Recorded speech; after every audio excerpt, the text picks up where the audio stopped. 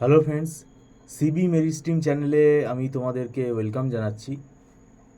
তোমরা যারা MAKAUT university থেকে বিটেক পড়ছো এবং যারা কম্পিউটার সায়েন্স বা ইনফরমেশান টেকনোলজি ব্রাঞ্চে যারা রয়েছো, এবার 2025 সালে যাদের এবার ফিফথ সেমেস্টার হলো, ফিফথ সেমেস্টারের স্টুডেন্ট যেহেতু তোমাদের আমি বলবো খুব সিরিয়াস হওয়াটা দরকার, কেননা তোমাদের কোর্স প্রায় হয়েই এলো এবং এখন আমাদের প্রিভিয়াস যে এক্সামের রেজাল্টগুলো আমরা দেখতে পাচ্ছি, তোমরাও তোমাদের বন্ধু মারফত জানতে পারছো।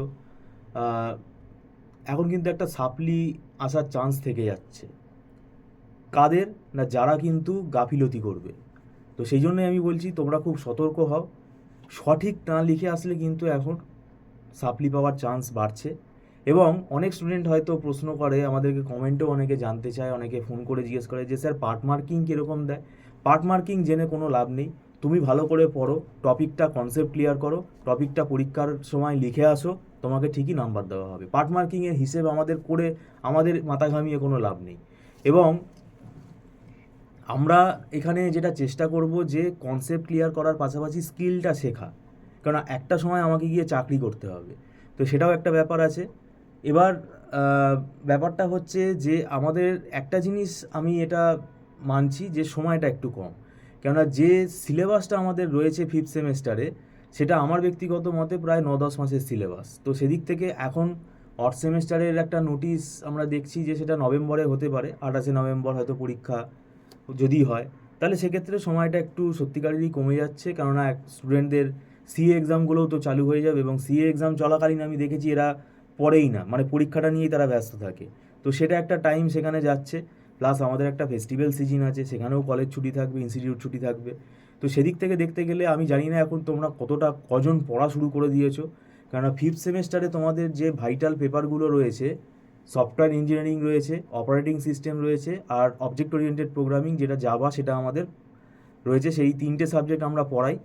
এবং এই সাবজেক্টের বাইরে আমাদের আরও সাবজেক্ট আছে, ইলেকটিভ আছে। ইলেকটিভটা ডিপেন্ড করছে কোন কলেজ কী সাবজেক্ট দেবে। ইলেকটিভে অটোমাটাও থাকে, অনেক সময় আর্টিফিশিয়াল ইন্টেলিজেন্সও থাকে, সেগুলো আমরা পড়াই যদিও। তো এখন ব্যাপারটা হচ্ছে, এটা সিলেবাসটা যদি তোমরা দেখো, সফটওয়্যার ইঞ্জিনিয়ারিংয়ে কিন্তু আমি বলে দিচ্ছি, এটা মনে হতে পারে এটা থিওরি। নো থিওরি, এটা কিন্তু থিওরি এক্সাম নয়। এবং আমাদের এখানে ক্লাস স্টার্ট হয়ে যাচ্ছে।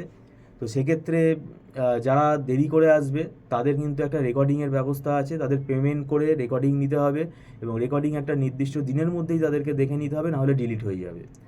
তো সফটওয়্যার ইঞ্জিনিয়ারিংয়ের কথায় ফিরে আসি। সফটওয়্যার ইঞ্জিনিয়ারিং সাবজেক্টটা হচ্ছে সফটওয়্যার ডেভেলপমেন্ট যে স্ট্র্যাটেজি, যে প্রিন্সিপাল, সেগুলো শিখতে হবে। এবং এখানে অনেক ম্যাথামেটিক্যাল ক্যালকুলেশন আছে, যেমন প্রজেক্ট ম্যানেজমেন্ট আছে এবং কস্ট এস্টিমেশন টেকনিক আছে। টেস্টিং চ্যাপ্টারের মধ্যে অনেক রকমের গ্রাফ থিওরি বেস টেকনিক রয়েছে। তো সেগুলো কিন্তু সব ম্যাথামেটিক্যাল ইকুয়েশান আছে। এবং আমাদের এখানে সফটওয়্যার ইঞ্জিনিয়ারিং যদি ভালো করে না শিখি, ফাইনাল ইয়ারে যে প্রজেক্ট আছে, প্রজেক্টের ভাই গিয়ে আমরা আটকে যাব এবং প্রজেক্ট রিপোর্ট তৈরি করতে গেলে আমরা আটকে যাব। কেননা প্রজেক্টটা ডেভেলপ করতে গেলে কিন্তু সফটওয়্যার ইঞ্জিনিয়ারিং খুব ভালোভাবে জানতে হবে। তো এটা একটা ব্যাপার গেল। এবং সফটওয়্যার ইঞ্জিনিয়ারিংয়ে কিন্তু খুব কেস স্টাডিজ বেস কোশ্চেন দেয়, মানে স্ট্রেট ফরওয়ার্ড থিওরি কোশ্চেন শুধু লিখে আসলে তুমি পাস করতে পারবে না। এবং সেখানে পপুলার তোমাকে রিয়েল লাইফ এক্সাম্পল দিতে হবে, প্রজেক্টের এক্সাম্পল দিতে হবে, যে এই সিচুয়েশানে এরকম প্রজেক্ট হলে এরকম আমরা কি করব। তো সেগুলো কিন্তু ওই এসডিএলসি মডেল থেকে শুরু করে প্রজেক্ট ম্যানেজমেন্ট, ডিজাইন, সবেতেই কিন্তু আমাকে এক্সাম্পল দিয়ে এইটাই কিন্তু শিখতে হবে যে কী করে অ্যান্সারটাকে আমরা রিপ্রেজেন্ট করব। আর তারপরে আমাদের দেখো অবজেক্ট ওরিয়েন্টেড প্রোগ্রামিং, জাভা, এটা প্রোগ্রাম ল্যাঙ্গুয়েজ, যেহেতু এর সিলেবাস অনেক বড় এবং এটা এখনই শিখে নিতে হবে, কারণ জাভা ল্যাঙ্গুয়েজের ডিমান্ড এখনও রয়েছে। তো এটা কিন্তু এখন না শিখলে পরবর্তীকালে জাভার যে ফ্রেমওয়ার্কগুলো আসবে, সেগুলো কিন্তু আর তুমি টাইম পাবে না শেখার। তো এখন থেকেই কোর জাভা এইটা কিন্তু আমাদের ভালো করে আমাদের হাতে আছে, এটা কিন্তু এখনই সেমেস্টারে ভালো করে পড়ে নিতে হবে। আর আসি অপারেটিং সিস্টেম। অপারেটিং সিস্টেমের মধ্যে কিন্তু পুরোটাই অ্যালগোরিদিম।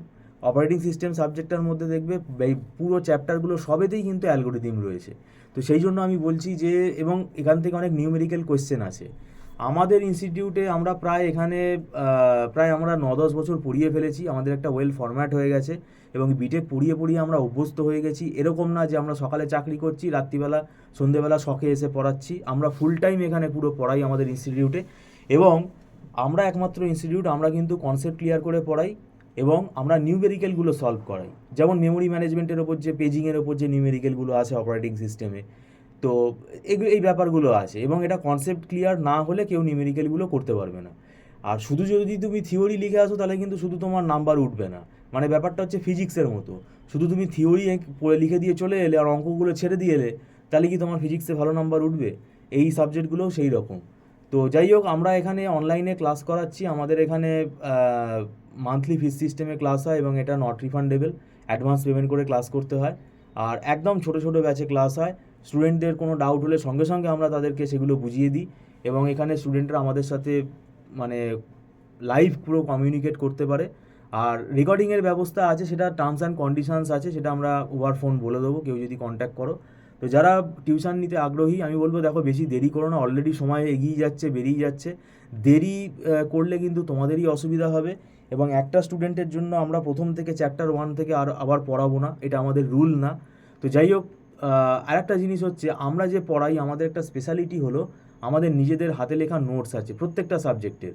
এই নোটসগুলো কি হয়, খুব ইজিভাবে লেখা, খুব সহজ সরলভাবে লেখা, এগুলো স্টুডেন্টদের বুঝতে সুবিধা হয় এবং এগুলো আমরা আমাদের স্টুডেন্টকেই প্রোভাইড করি।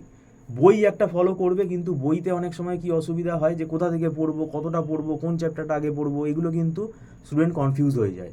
আর নোটগুলো কি হয়, আমাদের স্টুডেন্টরা এগুলো প্রিন্ট আউট করে নিতে পারে এবং নোটে আমরা অনেক নিউমেরিক্যাল সলভ করে রেখেছি, সেগুলোও স্টুডেন্টদেরকে আমরা ক্লাসে করাই। তো যাই হোক, এই নোটটা কিন্তু স্টুডেন্টদের খুব কাজে দেবে এবং এটা একটা সাজেশান হিসেবেও তুমি ধরতে পারো। তো যাই হোক, আমি তোমাদেরকে ভিডিওটা সম্পূর্ণ দেখার জন্য ধন্যবাদ জানাচ্ছি। যারা টিউশনের জন্য আগ্রহী হও, তাহলে আমাদের এখানে ডেসক্রিপশানে নাম্বারে আমাদের সাথে কথা বলতে পারো। ভিডিওটা সম্পূর্ণ দেখার জন্য তোমাদেরকে ধন্যবাদ জানাচ্ছি আবার। Thank you so much.